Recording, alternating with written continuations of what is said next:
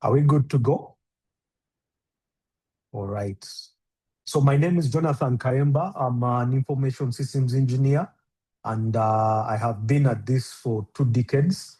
And I've also been working in the AI space in part of my practice for the last 15 years. I'm excited to be here, and I am equally a student to the subject as everyone else.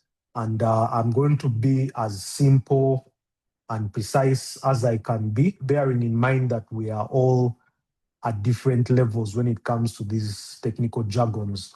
So to begin off, I'll begin with the reality. What's the reality for Uganda's youth when it comes to the subject matter? We are over 18 million internet users to date, and about 46% of these users are under 24 years, meaning that around 26 are mainly youths and the broader majority are children. Likewise,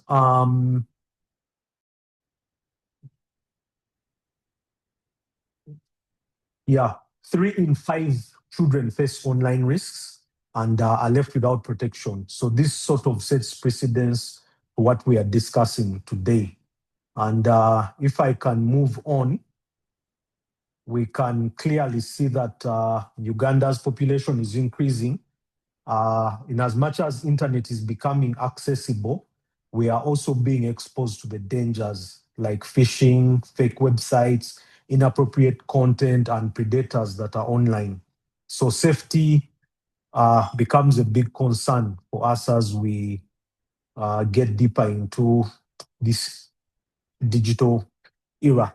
So what is DNS? I would leave this to the pros, but in simple terms, normally the computer understands numerical values.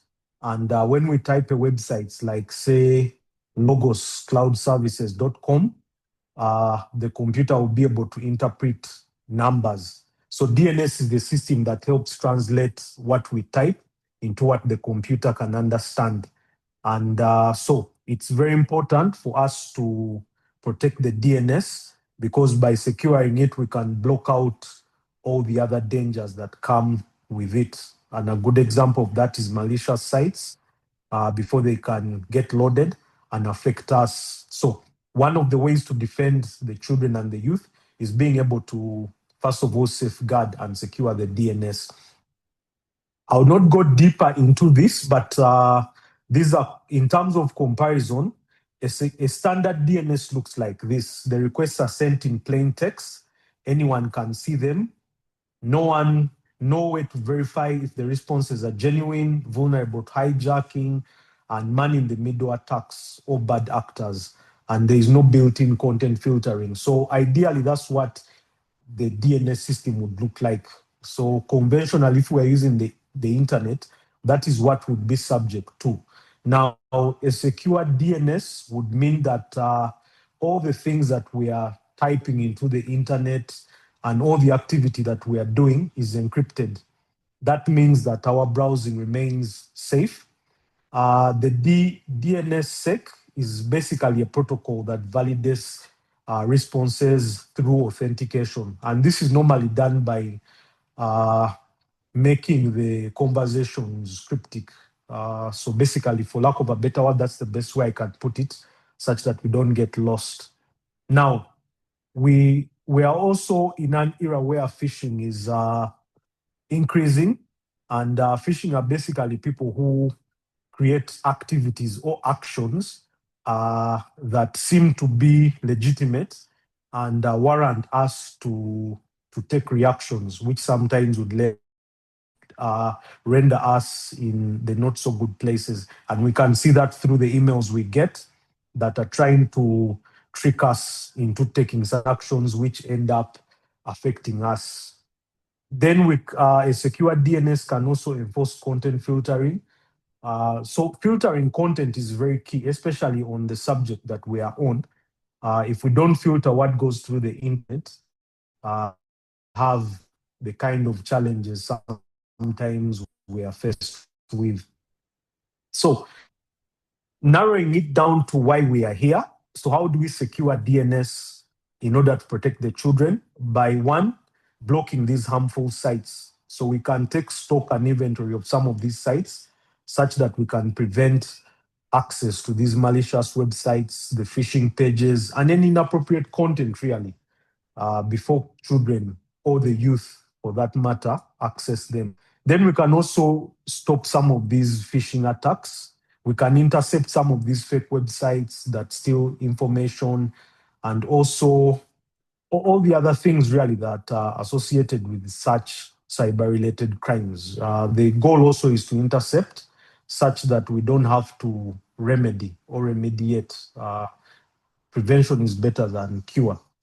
Filters that are unsafe. We can also filter unsafe content, like I'd made mention. Having filters enables us be able to protect. Then privacy is something that we need to protect, especially for children. And some of the companies online are doing a good job. Others are yet to get there. So what is safe AI? This is something I'll not go so deep into because the other speakers are going to discuss it. But AI has been designed, developed, and deployed with safeguards to prevent harm. And for some of us who are in the spaces, having responsible and safe AI is a must.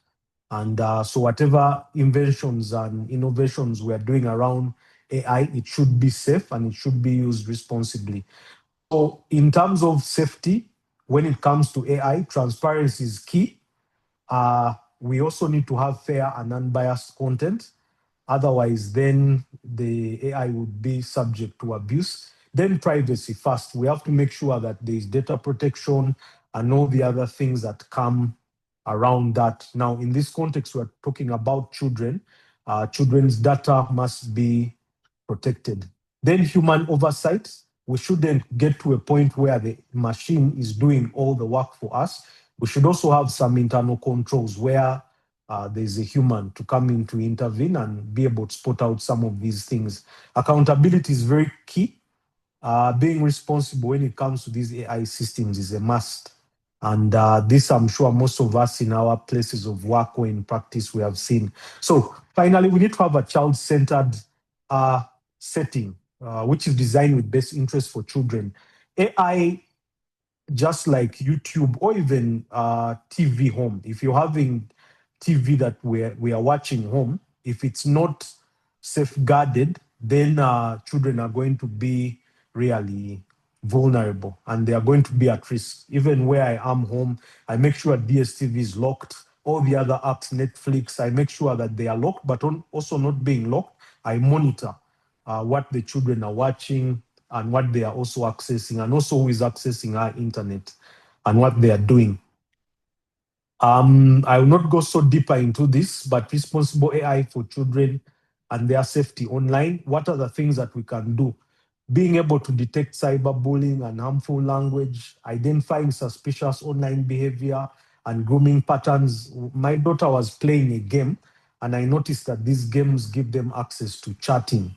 And so I had to get in and see the kind of people she was chatting with and just try to get a feel. And that's something I had to block. We were not aware of it. But again, by being a good supervisor, I was able to pick that up.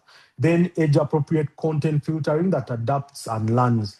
Because the children have access to AI through these devices that we use or they have access to at school, it's very important to make sure that the content that's in there is filtered to their age brackets. Then smart parental controls, those I've talked about, that balance safety while leaving the children independent and untampered with. Automated alerts, these are very good in cases where the children are vulnerable. We can be able to pick the situations.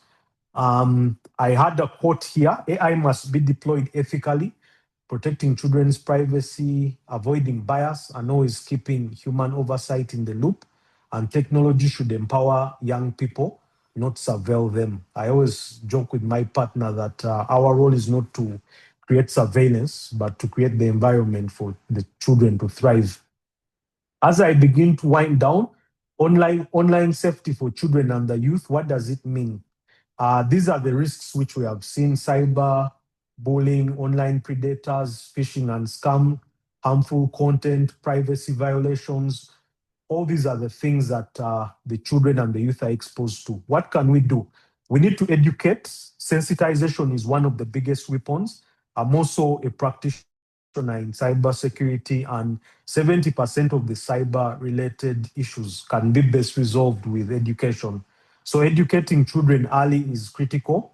Open dialogue is also important. Sometimes we can learn from the youth and the children. We shouldn't be biased, but we should have open dialogue and come to a consensus which protects them as well as us. Then using protective tools. One of that we have talked about is the DNS SEC protocol, the parental controls, and where now we are heading is using AI to be able to do this heavy lifting for us.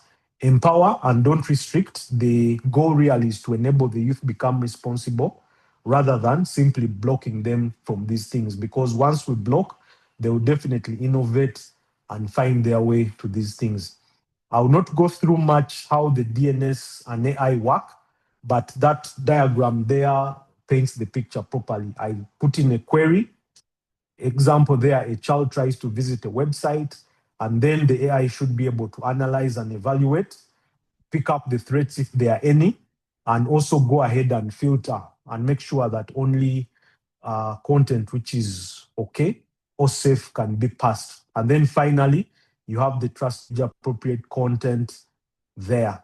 So I have also something I put at the footnote. Secure DNS provides the infrastructure to block threats at the network level. And this is very important that the DNS will protect at the network level. AI can come in as the intelligence layer that can be able to create all these other things like threat detection and then being able to remediate all these evolving risks while also providing that personalized protection for the children online.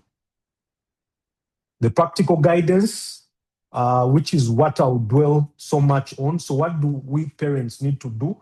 We have to use the DNS-based filters, such as clean browsing, open DNS, and things of the like. Maybe in another conversation, we'll have a deep dive into this at a later date.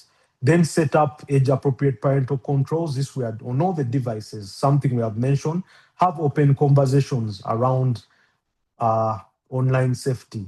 For us who are educators, being able to deploy again DNS at the school networks is important to block harmful content and then integrate digital literacy into the curriculum. This is something that most of the institutions are doing very well, and teach students to recognize phishing and fake sites. Maybe we are not doing that as much as we should. And I encourage all educators maybe listening and those who have access to this to look at the last two, being able to incorporate some of these conversations into digital literacy, and as well as helping students really be able to respond to some of these attacks like phishing and the like. For organizations which most of us are part of, already this has been implemented for us by our IT teams, but also being able to adopt AI-powered monitoring tools that have ethical safeguards. The goal also for the country is to be able to come up with AI-driven solutions that are unique to our needs here. The biggest cost for most businesses and institutions in online safety are the tools. So if we can have localized tools, we can actually be able to do a lot and even protect ourselves better. Then support community awareness programs. These are starting to mushroom, but I hope that we can actually do a much better job. With that, I can end by saying together we can make the internet safer for every child, and a secure DNS plus responsible AI equals to a safer digital Uganda. Happy Safe Internet Day. Once again, my name is Jonathan Kayemba, and I lead a team of engineers here at Logos Cloud Edge. Thank you very much. Thank you for listening. I hand back over to Sheila.